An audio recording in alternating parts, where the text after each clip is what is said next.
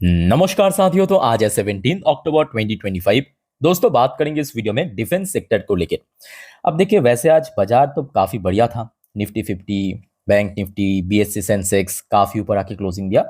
उसके साथ साथ नो डाउट आज मोस्टली डिफेंस स्टॉक पॉजिटिव में क्लोजिंग दिया। हो सकता है कि बहुत ऊपर नहीं, 2-3%, बट एटलीस्ट पॉजिटिव में क्लोजिंग आया है। चाहे एचएल की बात करें, बेल की बात करें, बीडीएल से लेके मजगांव डॉक आज थोड़ा वीक था, मतलब जो मैरिन प्रोडक्ट मैन्युफैक्चर करता है।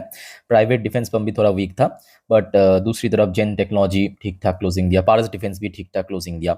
सो हुआ कुछ यूं, साथियों याद कीजिए, कल आपको मैं एक इन्फॉर्मेशन दिया था एचएल के ऊपर डिस्कशन करते हुए। क्या इन्फॉर्मेशन दिया था? एचएल की जो एकदम नया नासिक प्लांट है ना, वहां पे आज मार्क 1A मतलब तेजस मार्क 1A हैंड ओवर होने वाला था, जो पहला 2 यूनिट। ठीक है, तो उस इवेंट में भारत की रक्षा मंत्री भी प्रेजेंट थे। तो उनकी तरफ से कुछ बड़े टारगेट भी आप कह सकते हो, कुछ बड़े गोल भी आप कह सकते हो, दिया गया है। न्यूज की headline, Rajnath Singh, India's defence export reach record 25,000 crore, target set for 50,000 crore by 2029। तो इन्होंने कहा कि अभी जो है भारत की डिफेंस एक्सपोर्ट लगभग 25,000 करोड़ तक पहुंच चुका है। आज मतलब 2025 चल रहा है, 26, 27, 28, 29। तो मतलब नेक्स्ट 4 साल के अंदर भारत की जो डिफेंस एक्सपोर्ट है लगभग 50,000 करोड़ तक पहुंच जाएगा, मतलब डबल डबल पहुंच जाएगा। अच्छा, उसके बाद देखिए इन्होंने एग्जैक्टली क्या कहा, मैं आपको थोड़ा पढ़ के सुनाता हूँ, समझाता हूँ, मेरी बात को ध्यान से सुनिएगा। और एक चीज आपको तो समझ आ जाएगा कि देखिए आज की डेट में ना, जितने भी जियोपॉलिटिकल इश्यूज चल रहा है, कहीं ना कहीं डिफेंस में डिमांड बढ़ेगा बहुत। डिफेंस में डिमांड कम नहीं होगा। देखिए, defence minister Rajnath Singh on Friday announce that India's defence export have touch a record ₹25,000 crore, marking a massive leap from less than 1,000 crore. और मैं कहूंगा ये एकदम फैक्ट है।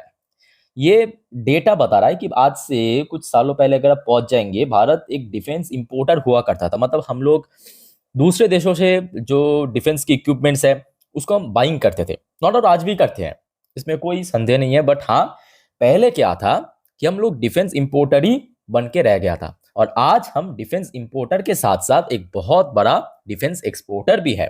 और जहां पे आज से कुछ 10-11 साल पहले भारत की टोटल जो डिफेंस एक्सपोर्ट होता था लगभग 1,000 करोड़ के आसपास, आज वही एक्सपोर्ट 25,000 करोड़ तक पहुंच गया। और मैं कहूंगा एक बहुत बड़ी फैक्ट भी है।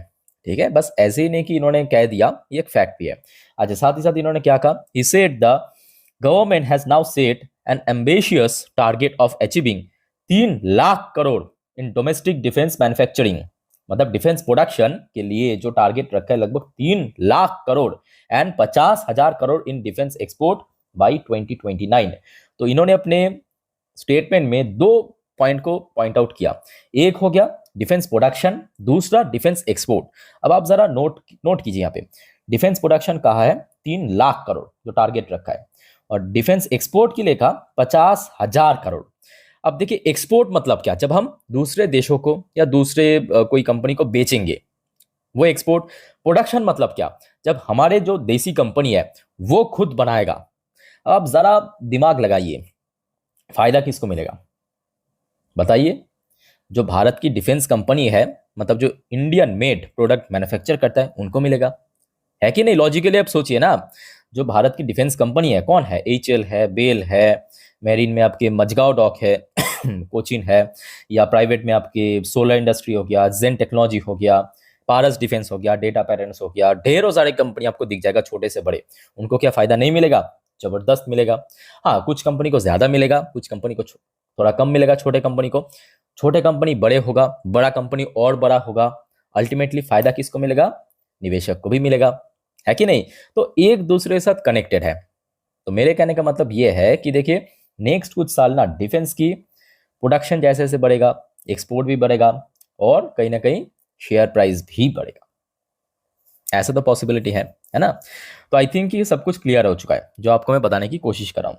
और कोई आपका कंफ्यूजन है इस टॉपिक पर स्पेसिफिकली कमेंट करके बताइए, फिर हम दूसरे टॉपिक शेयर्स पे चलेंगे।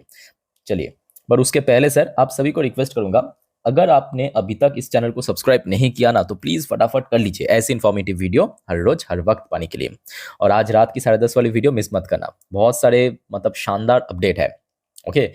अच्छा, डिफेंस सेक्टर की जब बात होता है ना, डिफेंस सेक्टर में एक और इंपॉर्टेंट इन्फॉर्मेशन मैं आपको देता हूँ। डिफेंस सेक्टर एक ऐसा सेक्टर है जहाँ पे पिछले कुछ क्वार्टर से एफआईएस की स्टेक लगातार बढ़ता जा रहा है। जी हाँ, अगर आप देखेंगे पिछले क्वार्टर में एफआईएस की लगातार सेल ऑफ हुआ था भारत में, हुआ था कि नहीं हुआ था। बट डिफेंस सेक्टर में मोस्टली शेयर में मैं आपको कहूँगा, सारे शेयर तो नहीं, एक फॉर एग्जाम्पल मैं आपको देता हूँ। ये देखिए, ये हो गया आपका एचएल। ठीक है, एचएल की जैसे ही आप शेयर होल्डिंग पैटर्न देखेंगे तो यहाँ पे आपको साफ नजर आएगा। ये देखिए, जो लास्ट क्वार्टर था, ये देखिए एफएस की स्टेक कितना था, 11.90, अब कितना हो चुका है, 12% हो चुका है। ठीक है, एज पर लेटेस्ट अपडेट। सो एचएल में भी एफएस की होल्डिंग इंक्रीज हुआ। चलो दूसरा एक और एग्जांपल दे देता हूँ। बेल, आप कोई भी उठा के देखिए, मोस्टली आपको एफएस की होल्डिंग इंक्रीज देखने को मिलेगा मोस्टली। ठीक है, ये देखिए बेल में तो कंटिन्यूसली बाई हो रहा है। बेल में ये देखिए आपके लास्ट ईयर में था 17.27, 17.34%, फिर देखिए 17.55, अभी देखिए 18.5% को पहुंच चुका है, 18.5%। ठीक है, ये बेल की हाल है। अच्छा, अब चलो ठीक है, एक प्राइवेट कंपनी भी दिखा देता हूँ। ये देखिए solar industry, solar industry India limited, इसका नाम सोलर है but don't worry, defence firm है। अच्छा, इसमें भी आप देखेंगे, ये देखिए, ये देखिए बीच में 5.82% में पहुंच गया था, फिर देखिए 6.79%, 7.11%। तो कहीं ना कहीं देखा जाए एक बहुत ही डिमांडेड कंपनी, जिसमें एफआईएस बैक टू बैक खरीदारी भी कर रहा है और कहीं ना कहीं सरकार भी बहुत सपोर्ट कर रहा है। ये भी एक फैक्ट है। अच्छा, आइए कुछ शेयर्स के बारे में थोड़ा जल्दी से चर्चा करेंगे। वैसे तो बहुत सारे डिफेंस फर्म की आगे रिजल्ट भी आउट होगा, जानकारी आपको मैं दे दूंगा।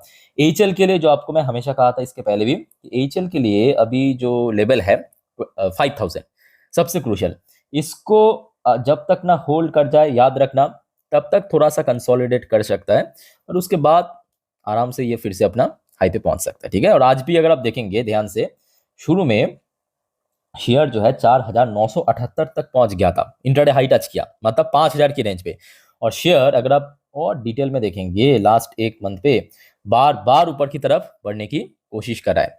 ठीक है, तो ब्रेकआउट कभी भी आ सकता है, ब्रेकआउट कभी भी आ सकता है। तो एचएल के ऊपर या बेल की बात करें, बेल में तो ऑलरेडी 400 क्रॉस हो चुका है, ब्रेकआउट हो चुका है।